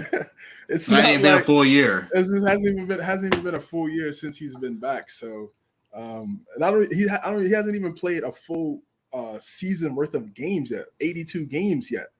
So again, people, these keyboard warriors on the Bird app, they love to talk crazy, but they just completely eliminate logic. Right. And it's just going to take time. It's going to take time. He's getting his groove. He had 21 tonight. You talked about the 41 point game he had against the Rockets. He's getting his groove, man. And he's a guy where he doesn't need to, and we know this already. So I'm just confused as to why people forget this. He's a guy, he doesn't need the basketball. He doesn't need to dribble the air out the ball. He could play off the ball. Right. We saw him score 6 or 4 dribbles. And here's the thing about Clay as well. And this is why the injuries do play a role, but even prior to the injuries, back when the Warriors had KD and these guys, Clay's been on these shooting slumps before, and people just started doubting him and everything. And the next thing you know, he would shoot the lights out one game, and the next day he was back. So Clay has had these streaky moments where it's he wasn't shooting efficiently, and then he'll have a game where he knocks 8 or 9, 10 threes. Even I want to say it was 2019 where he was struggling, and then he had that game against Chicago where he broke the record for most threes. So it's Clay has had these moments before. That's why I never get too concerned, because eventually Clay is such a competitor, is that he's going to figure it out one way or another. Exactly. He's going to figure it out. And I think Kerr's done a great job in terms of managing minutes between Curry, Clay, and Poole. Mm-hmm. Those are the 3 best. Those are the 3 best shot creators. Wiggins, again, man, it's just great to see. He just understands I'm not the guy here, but that's okay. I'm going to do other things to win. When you have a guy like him, he's been highly touted, highly profiled, and his high school mixtape is crazy. His Ball is Life high school mixtape is absolutely insane. for Wiggins. Goes to Kansas, number 1 pick. We're supposed to go to the Cavs. Goes to the Timberwolves. This, should have went to Kentucky instead of Kansas. But anyways, has all this hype around him, and it doesn't work out in Minnesota, and now he's a champion. Now he's just figured out his role. He's figured out his role on this team, and he could have left and went elsewhere and got more money after the postseason that he had, but he stayed, took the 4 over 104, and he's going to ball out for them for years to come. Definitely a valuable piece. I think he had 19 tonight, so. They're just a well-oiled machine, and I much if you're a Warrior fan, you much rather have them struggle now than later. So I think it's good to see that they're starting to hit their groove. Second team in the West I want to get your guys' opinion on is the Clippers. They're 12-9 right now on a 1-game win streak, but a 1-game win streak. There we go. This got 1 W beating the sorry, CJ. The Pacers. Shout out to Zubox. Shout out to Zubats. Man, so what do you guys think is going to be the future of this squad? Because Paul George and Kawhi Leonard can't stay healthy. This was supposed to be the this is quotes for our audio people. This is supposed to be the second coming of Jordan and Pippen. This is what the media told us, right? With Kawhi and Paul George when they first linked up. I wish people would stop doing that. Like, I really wish they would stop doing that, comparing guys like. It's a barbershop take. You know that, yeah. bro. It's barbershop take. It's a bad one, but that's just what it Very is. bad. It's a terrible one. It's like the worst one you could say. It's borderline, blasphemous. But it's just like Kendrick Perkins said that Embiid and Harden was going to be like Shaq and Kobe, and they didn't even play a game yet. It's insane. Yeah, I mean, I'm not mad at the comparisons, to be honest with you, because we have to compare to something. I just think sometimes. Yes, but it's like. You're comparing it to the 90s Bulls, so it's like, I don't know. When we hear the names, though, we think, oh, it has to be exactly like that. Like, I mean, even when we're talking about the draft, when we watched it live, as I look at my TV, I don't know why I did that. But, we were talking like, oh, wow, I can't believe they compared his playing style to somebody. I mean, I think it's more, the way I take it anyways, it's more of just a reference or just say this is a style like that. And I think some of the fans out there, when they hear the Shaq and Kobe, they think, oh, wow, it's going to be that high-level caliber. I mean, I think our expectations were somewhat close to that, but I think sometimes we've been out of shape on what we expect on that. Or take it literal, I guess, in a way. Like, there's no one that's ever going to be like a Kobe or a Jordan Pippen duo. But those two together, if they could have been healthy like they were when Paul George was at OKC or even Indiana, and then Kawhi when he was actually healthy, yeah, that had some great caliber, but they're not that anymore. Unfortunately, injuries have taken pretty much their careers as far as their high level. Now, obviously, they're still good in the NBA, but we don't get their prime or their best right now. And honestly, I almost think Leonard might end up having to retire before we see anything else. I mean, he's not playing. Like, what is he really doing? Did we lose his career because of the Warriors stepping that foot out in front of him? I can't remember who it was. True, you're right. Sounds like Petrulia's. That wasn't it. I mean, he ended up winning a championship years later. He did, but I mean, still, like he's not been the same guy. Like even when he won it with the Raptors, like they still had quite a bit of load management on him. So I mean, again, it worked. Don't get me wrong, but his load management has been more of a Anthony Davis load of every other day you're not playing than anything. So it's worse than AD. Somebody put on Twitter, I think it might have been Perk, that was talking about, we talk about him being, or AD being in street clothes, but we don't talk about Leonard in anything. And I just pajamas. I think pajamas. I think he said that. Yeah. So I don't know, man. I feel like we kind of been deprived of his actual career because of injuries. I think it's time for the Clippers to move on. I think that what are they going on? Like, I think they're like on year 4, year 5. I think this is year 4. Yeah. And Kawhi, to me, it really does seem like that knee is really, really bad. It seems like that knee is very bad. And Paul George, we know what he can bring to the table, but Paul George Paul George is great. Paul George is a great two-way player.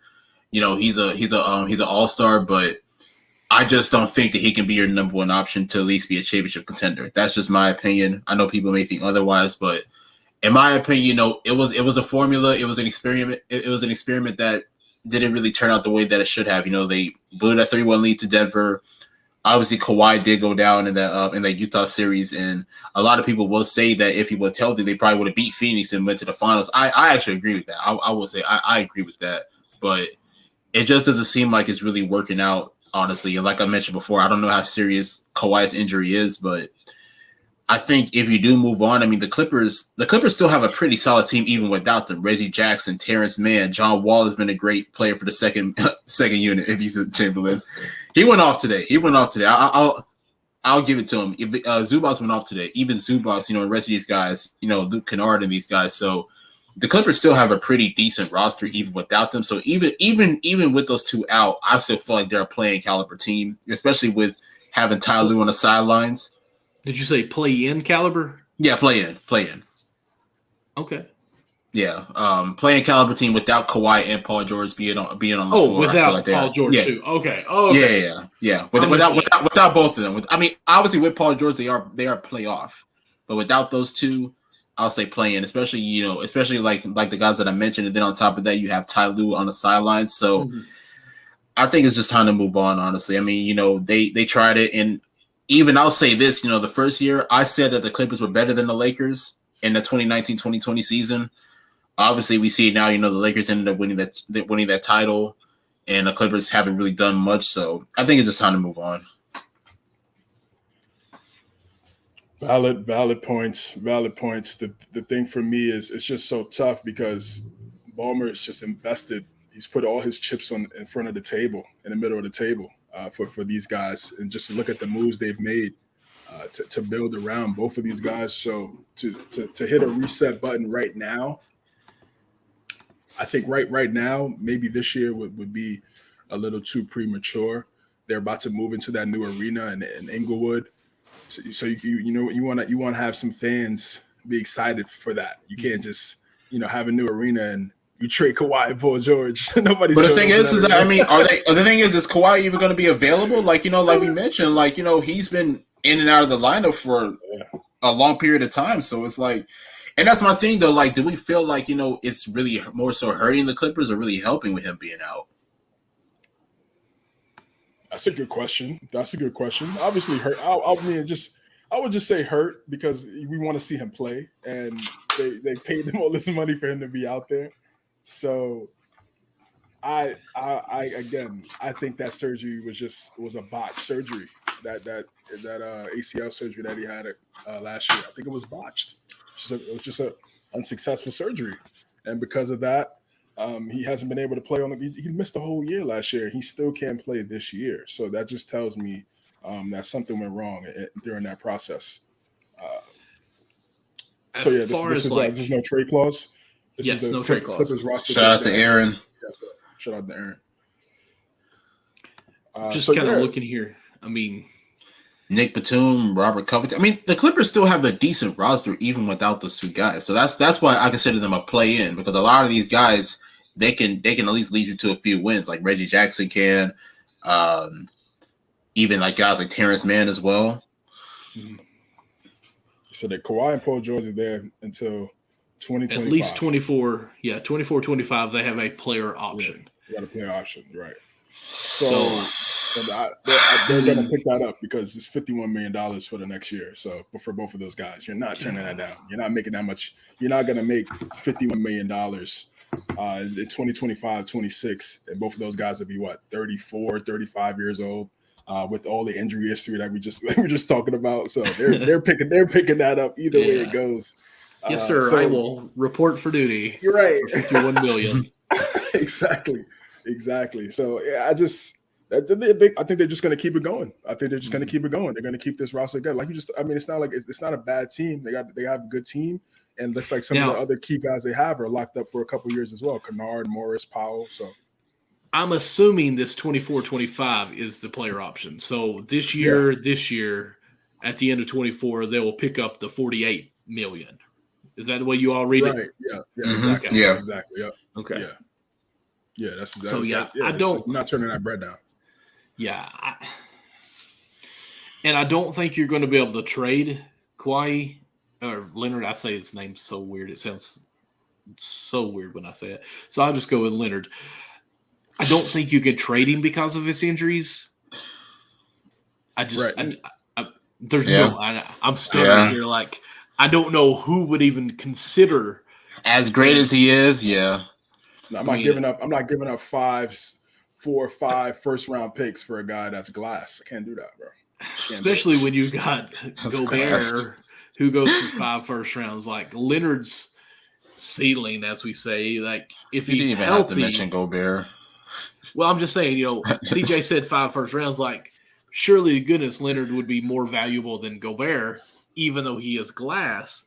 But he's also got this $45 million to $48 million and $51 million contract years that are coming along with him. So, I mean, I wouldn't want to really make that big investment to try to win a ring and him still be made of fragile glass. Paul George, I might be interested in trading for. But I don't think Paul George is going to put a no trade or take off his no trade clause, which I'm sure it's on there. I don't know if it is. So I would think Paul George would want to stay in LA no matter what. So I don't think they can really break this up. I can see him asking for a trade if Kawhi can't stay healthy. If he can't stay healthy, yeah, I agree with you on that. If he doesn't play this year and doesn't look like 23-24 is going to happen, I could see him saying, "Hey, like let's see what can happen." I could see that. Yeah, he could go out. He could go somewhere else and try to win where that may be. We don't know yet. Things happen. But so maybe Paul George wouldn't pick up that player option in 24-25 if Leonard is completely in a wheelchair. 24, 25. Yeah, he could be traded by like the All-Star break, by the trade deadline around that time. Just depends on how their season is going during that time frame. But yeah, it's just their future. They have talent. They have a really good roster, but just their main 2 guys just haven't been able to get it going. Look at the Celtics. Celtics, they have their versatile wings. Those guys are healthy. Those guys are out on the court every single night, putting up 25 plus a night. This is what Clipper fans expected Kawhi and Paul George should do, and we just haven't been able to see that because of the injuries. It's tough, but they're still 12-9. I got to give a lot of credit to Ty Lue. Ty Lue is just phenomenal coach. Just phenomenal coach. I mean, just him being able to, just get everything out of these guys. Doesn't matter who's on the court. I mean, there were times where they didn't have this type of roster last year, and they were going out there, getting dubs, playing well. So this might be. Oh, this is Celtics. Yeah, this is Celtics. I mean, even looking at them, like they've got. I mean, Tatum in for like 5 years. Actually, I think. Yeah, he's got a player option in 26. Yeah, so I mean, I don't even feel like the Celtics are really completely committed to a bunch as far as what the Clippers are. I mean, you've got Smart for 4 or 5 years, Brogdon for 4 years, it looks like, Derek White for 4 years, Robert Williams, who is playing well for a cheap amount there. So, I mean, this team's looking set for a few years with their 2 core guys there as far as Brown and Tatum. Horford, who doesn't even have guaranteed for this year of the $26 million. So, I mean, yeah, the Celtics are in a better financial situation, I guess. You could say that, but then they're also just their top guys are just out there on the court. I mean, and that's right, healthy or playing. Right. Yeah, that's what it boils down to. The money. I mean, teams they make it work. However it goes, whatever the money is, they find a way. But most importantly, you gotta have your top guys playing every night. Oh, absolutely. For Kawhi, this is just what it's going to be. This is just what it's going to be. Whether he stays with the Clippers or he goes somewhere else, you have to. He's only going to play a certain amount of games in the season. You have to be prepared for that. And it's unfortunate, but it's just what it is. It's just what it is for the Clippers. We'll see how they're able to maneuver and work through that as the season goes on.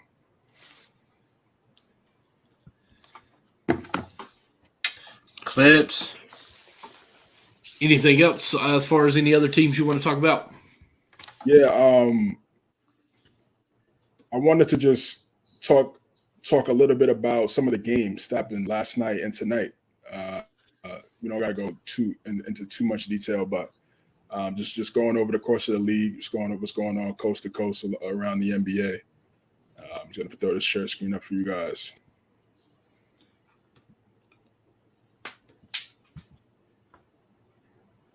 All right, here we go.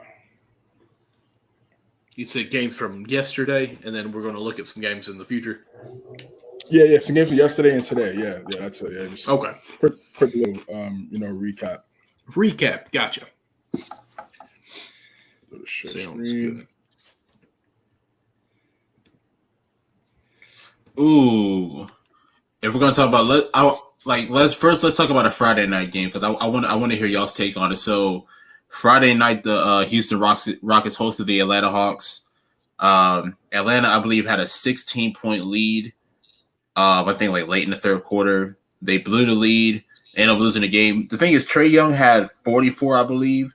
DeJounte Murray had 39, but one of the things that everybody was talking about was the antics. Like even Trae Young did like a little dance or whatever, and then DeJounte Murray made a shot, had made a 3-point shot over Jabari Smith Jr. and then tapped Jabari Smith's head after the three. Head. Yeah, I don't know if y'all saw most of the game, but what was y'all takes on that night or that game? What a game! This was one of my questions too. I was actually going to get into that game, and I was going to ask you guys: do you guys think Trae Young and DeJounte, where do you guys see those guys as a duo in the NBA? Top 5? Top 5 duos? They might get in there. I'll have to think because who are like some of the best duos? I think Tatum, Brown are up there. I like Garland and Mitchell. AD Who else? LeBron. I guess, yeah. They're up there. Yeah, they're up there. Okay. Booker and Chris Paul. Booker and Chris Paul can be up there as well. When Middleton comes back, Giannis and Middleton would be good too. Yeah, so you say they're on the outside looking in, right? So yeah, practically, yeah.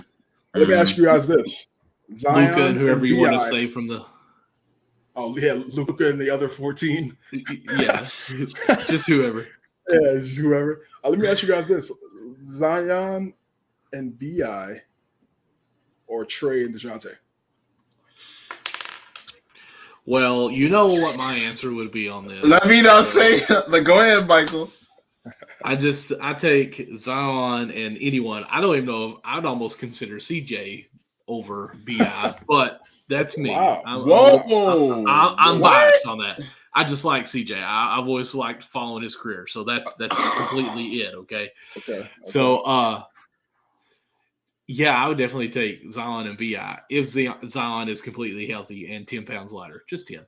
Thanksgiving. Did you all see, and I'm getting off track here, but did you all see the Thanksgiving interview with him with Zion? Yeah. Speak your mind, man. Stop getting scared. Who cares what these people say on Twitter, bro? Twitter is exactly. The thing about it is that after that game or before the interview, he dropped 30 points on 14 to 18 shooting.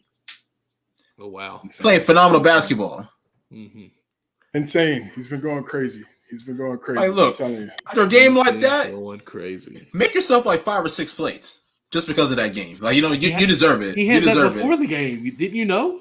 I wouldn't be surprised. Yeah, he shouldn't really care. They shouldn't care about the jokes because here's what it is right here. Here's what it is right here. This is what kills all of it right here. Look, it definitely does hurt him. I agree. I don't know why, because the people that are blasting him couldn't last 5 minutes on the NBA court. Nope, not a chance. Oh, I could. All 5 minutes. They couldn't last 5 minutes on the NBA court. Or they couldn't do half of the things that he can do. He could be 300 pounds, 400 pounds. He could go out there, play 30 minutes a game. If somebody that's 175, couldn't last 5 minutes. I'm 100% with you on that, but we're all sensitive at some point, and you can tell it hurts. Sure, but to the point where to the point where he's so caught up, he's thinking about what other people are thinking. He can't ask a question about. I agree. I would have fun with it. I would have fun with it. Just have fun with it. But who cares? That's what I'm saying. He shouldn't. I know he cares, and these guys are on their phone, but man, listen. But you're in the NBA. The dudes that are talking behind their phone don't do anything. They don't work out. They don't lock in. They had don't to run. hit backspace 3 times because their fat fingers already topped other letters. So I mean, just let it go, Zion, man. This is what I mean. These guys are not really running, bro. Like they probably have to turn their phone sideways just so they can type. So old school. Just tell us. Slide up phone. Yeah, let's say a little slide up with the keyboard. Yeah, I always wanted one of those, man. Those were so cool. You didn't have one? I did not. I'm sorry. Really? I was all about the razors. I had one. I ain't gonna lie. Definitely had a razor too. Razor, sidekick. Flip definitely a side chick. Yes, sir. Listen, flip that thing, spin it up, boom. The BlackBerry. I didn't have a BlackBerry. You didn't have a BlackBerry? That's funny. No, that little circle button. I mean, it was tough to do the mouse. It was. A track basketball. Yeah, man. Zion, listen, brother. Zion. Oh yeah. Stop. Don't worry about these internet bullies, bro. They're haters. These internet bullies. These internet bullies, Zion, they're broken. They're broken people. They're broken people. So what do? They go on the app, right? And they talk to more broken people. But it doesn't put any pieces together in their real life. They're still broken. No. So yeah, don't worry about that, bro. Don't worry about that, man. Just keep living your life, brother. You know what I'm saying? And if you want to have a couple plates today, tomorrow, do what you got to do. Just make sure you lock in. Today times 2. Yeah, just make sure you lock in when it's time, man. When that ball goes up, make sure you keep yourself in whatever shape you need to be to lock in and play, bro. But don't worry about these broken people, bro. Enjoy yourself, man. It's Thanksgiving, man. You're with your family and everything, man. Who cares about what these people think? That's it. But yeah, back to that duo comparison. I'm gonna go with the Zion and BI. I agree. Because I just favor forwards over guards, in terms of versatility on both sides of the court. But from what I saw from DeJounte Murray and Trae Young on Friday was definitely exciting to see. I mean, they play well together. They complement each other so well. This is things we talked about, in our preseason storylines. We talked about the Hawks when they made that move. It's perfect. Trae could, is fresh. He could breathe on. He doesn't need the basketball on offense every single play. He could spot up a little bit, take a couple breathers, and I think that's really helping him. And it's helping DeJounte too. DeJounte can come in. You go under that screen. He's pulling up for that mid range every single time. That mid range is money. His mid range is money, and he's knocking down the 3 ball. He's knocking down the 3 ball really well in that game also. So that was interesting to see for them to go 44 and 38, and then they still lost though, because the Rockets have a nice young duo on the rise with Jalen Green and Kevin Porter Jr. and maybe a big 3 with Jabari Smith, who had Jabari Smith played pretty well the past few weeks. Yes, he had. He's starting to hit his groove and that rookie of the year ladder. So that was a great game to watch, man. I just happened to throw that one on and check it out, and I was just like, wow, it was fast paced. The Hawks are going to be good. They're just going to be good, man, just because of those 2 guys. And DeJounte can lock up and play defense also. So that's a big deal. Now, who was it that Murray had his beef with during the Paulo. Yeah. Well, okay, it was Paulo. Okay. Yeah. When he did that little head tap on Jabari, like that was a little extreme. I'm having a discussion with dude, bro. You're not doing that to me, man. You're not doing that to me, bro. I'm definitely checking you. I'm sorry. It's just, I don't know. I don't know, bro. It just goes to show people in the A, they're not really, a lot of them not really like that. But the thing is, like, you can't, bro, what are you doing? Like, what are you doing? And then if you was to do that to him, it's all hell breaks loose. Yeah, hell breaks loose. He'd be all over IGs, posting on his story. Right, exactly. Going on a story, this and that. So yeah, they kind of got that karma by him doing that, and then it's still taking the L. Yeah. Makes no sense. Yep. Makes absolutely no sense. But I agree. I would choose BI and Zion as of right now. And look, Trae and DeJounte, they're great. They kind of got off to a slow start to begin the year, but I think right now I think they're building that chemistry now. And I think we're seeing that over the last recent weeks, but I'm definitely still going to go with BI and Zion. I've already been on record saying that because I'll be real. Both of y'all think I'm just a Pelicans hater, but I'm just gonna say it right here. Like, I don't think that. Michael definitely does. Yeah. Michael. Well, I don't pick the Pelicans to win a championship, and I'm a hater. Like, it's crazy. But I mean, if I have to roll the tape back to an hour and 9 minutes and hear that Michael is always right, I will. But yeah, you don't respect the Pelicans. I like the Pelicans. I like them. Well, I picked them to be the 6th seed this year, and it was like, oh my god, what's wrong with you? But honestly, I mean, but back on track. Zion, let's be real. Nobody in the NBA can guard Zion. He's too big, too strong, too powerful. We already know that. Brandon Ingram providing that versatility, being a great scorer, being a great playmaker, playing that point forward for the team. CJ. I love CJ. CJ is a great key veteran for the team. Like, I'm not going to take anything away from CJ, but it's definitely BI and Zion's time. And I just feel like they're going to be a great duo. At least as of right now, I would probably pick them. I don't know about the next few years or whatever. Now, time will tell, but as of right now, I'm going to go BI and Zion. In fact, only thing I'll say about that BI and Zion duo is Zion should have the most shots on the team every single night. I agree. Single night. Since I look at box score, I'll watch the game, and BI has like 7 or 8 more shots than Zion, and Zion is like 12 for 14. No. Zion should have the most shot attempts every single night, and then it just transitioned right into another guy that I was saying that should get more shot attempts. DeAndre Ayton. These last 2 games, just been playing out of this world, and when he gets the ball, he scores. He scores. Yeah. When he gets more than 12 shot attempts a game, this is what we see. This is the number 1 pick in the 2018 draft. 29 points, 21 rebounds. It's really that simple. Back to the basket, feet on the rock. And I'm glad he did this now because it sets a standard. So anything, obviously 21 to 29 is you can't do that every night, but the way you play. So now it sets a standard. If you play anything less than how you played in that game right now, you got the money already.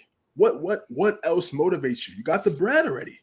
You got the bread. In which he did, I think today, or maybe it was yesterday's game, a highlight talking about his interview afterwards. He said, "I've got to quit being just the letting the game or letting me ease into the game. I've got to be the setter, the tone setter for the game."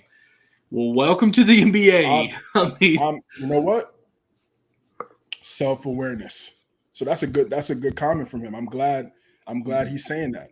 I'm glad he's self-aware and understanding, like, yo, I'm 6'11". I have a face-up game. I could shoot. I could knock down my free throws. So if you foul me, I could close games at the end of the game.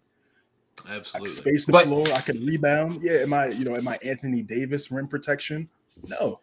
But you don't have to be Anthony Davis rim protection because you do have guys like Chris Paul. You do have guys like Mikal Bridges on the perimeter. Cam Johnson, he's out, but when he was healthy, he was a really solid defender for them. You got guys like that in front of you, so you can be able to help and show in situations for help defenses. It doesn't have to be Mutombo. Like, it's just be competent. Just don't be a cone out there. So this is what I want to see from Aiden, bro. Like, cone. Wow. Yeah, it's what I want to see, man. Finally. Well, the thing is, it's also that I definitely agree with you guys, but just watching Phoenix earlier in the year, they didn't really prioritize in getting Ayton involved. Like, even like we saw last night, him with the pick and roll with him and Devin Booker, him, having his back to the basket, calling for the rock is like, and I mean, I definitely do hold Ayton accountable for that, but they also, Monty Williams, Chris Paul, these guys, they didn't really look at prioritizing Ayton really much on the floor from what I saw.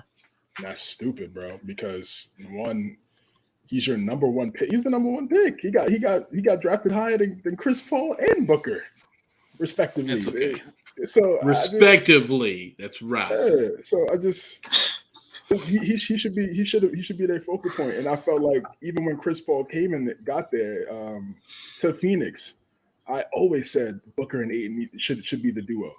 Just how we just talked about duos, it shouldn't be Chris Paul and Booker. It should be Booker and Ayton. That should be the duo. Just like we talk about Brown and Tatum. A great NBA Jam teammate right there. Sure, yeah, of course, easily. So I'm excited he's playing well, and I just want him to continue this going forward. He should be a multiple-time All-Star as a big man. He should be a top 5 center in the NBA. We should be looking at him in that type of light. as opposed to just a guy that he has good games here and there, and he's talented but doesn't show up when it's really time. So keep this up. Aiden. Who are the top 5 bigs right now? I would say definitely Jokic and Embiid. Aiton's up there. So when you say bigs, you mean are you centers? Okay. Centers specifically. Right. I would say definitely Embiid, Jokic. I'll say Aiton's up there. Yeah. You better say Bam. Yeah, Bam's up there. I don't know. I mean, Cat's a 4 now, so I don't know if he fits in that category. No, I don't think so. Does AD fit in there? AD's more of a 4, for the most part. He's playing 5. He's playing 5 though. That's true. 5 this year, yeah, definitely. I guess, yeah, I can see that. Yeah. AD, Jokic, Embiid. I mean, yeah, and Aiden is putting himself in. Bam has also played pretty well too over the last few games. Yeah, yes, Bam has. He had a really good game as well. And again, same thing. It's the same thing for him. That for Aiden. That my point is just be aggressive, bro. Like they that's what they want you to. That's what they want you to do. That's what they want you to do. You just the 18 is not enough. The 18 points a game is just not enough, man. It's just not enough. If you got other guys around you, then yeah, all right, 18 is cool. Right, 18 is great. But if you're the second guy on the team and you see Jimmy Butler on one leg dropping 40, like, bro, you might have a 30-point game here or so. Just take a little bit of pressure off of Butler. So Aiden and Bam, man, yeah, well, welcome to the show, man. Hopefully this is a consistent thing in terms of being dominant as a big man. I'm tired of all these bigs just standing out of the 3-point line, just chilling out there, playing spot up in terms of getting in the paint and doing the dirty work and being an actual center, being an actual big, imposing your will as opposed to just chilling. So yeah, great to see from Aiden. Yes, sir. Shout out to Aiden. All right, we want to go to tomorrow games and predict some. Yeah. Yes, sir. Let's do it. Let's do it. All right, so the 7:00 game, we got the Hawks versus the Sixers.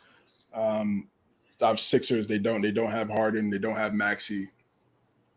So there's definitely going to be a underwhelming. Is Embiid still out? I don't know what Embiid's status is for this game, but he was out last game. Yeah. So is Maxey leading the 76ers in points? I doubt that. I don't think so. I don't think he is. I think it might be Embiid. It might be Embiid, but I mean, season leaders. I don't get that at all, honestly. I don't think so. Yeah, I think Embiid averages more points, but he's probably there more. He was their more consistent guy. He was out there more than some of those other guys before he got hurt.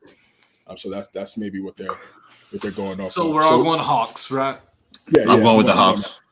I'm rocking with Atlanta. I'm going Atlanta here, but I will say Philadelphia did a really good job, and on Tuesday against the Nets. That was that Ben Simmons game. It was crazy. We didn't really talk about that, but that was the Ben Simmons return to Philly game, and the way they played, those guys, Anthony Melton, Niang, those role players, the way they stepped up, knowing the significance of that game, and then for them to get that W was big time. Tobias played great. Tobias, Shake Milton.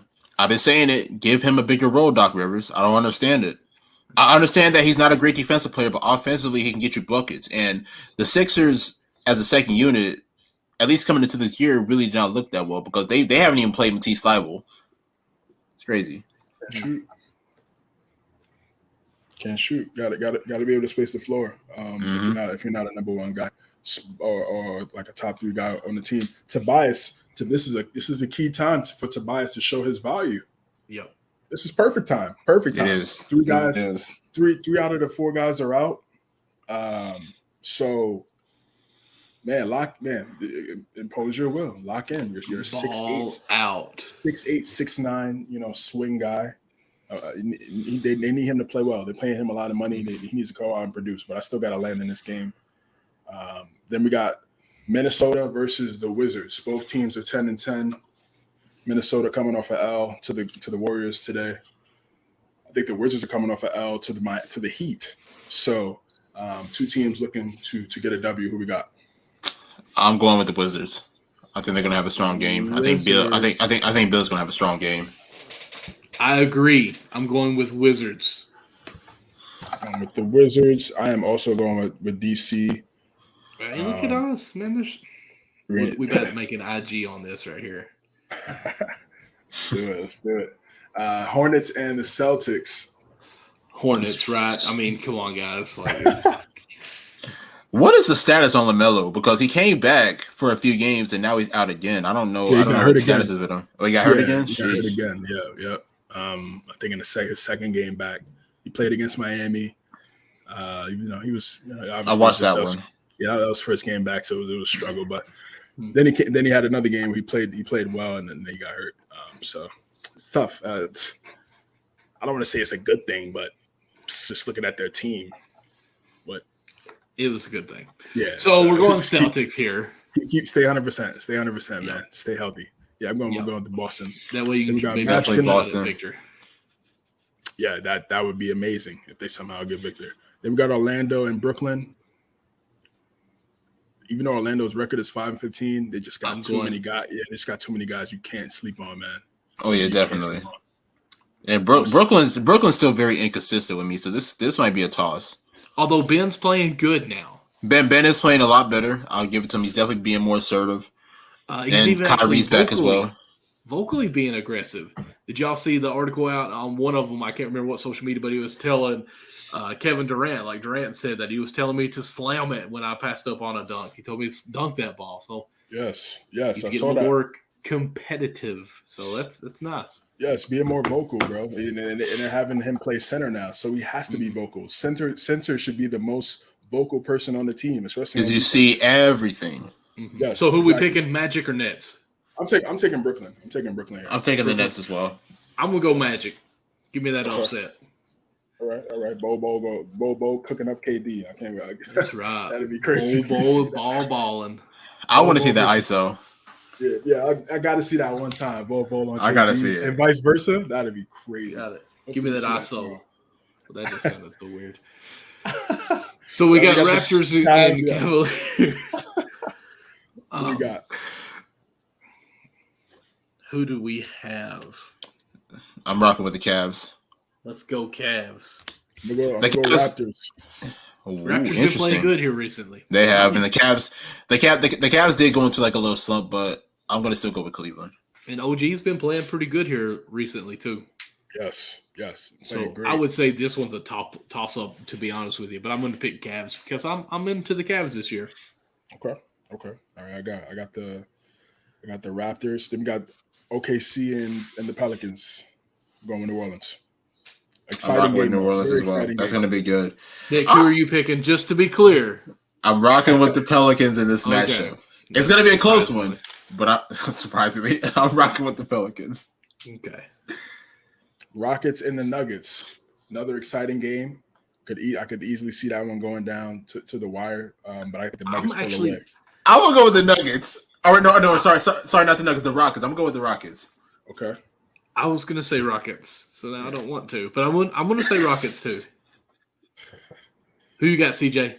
I got Denver. On this one. Yeah, I think again exciting game. I think the Rockets just won 2 in a row. So yeah, the Rockets are playing pretty well. But I'm still go with. Jokic just came back.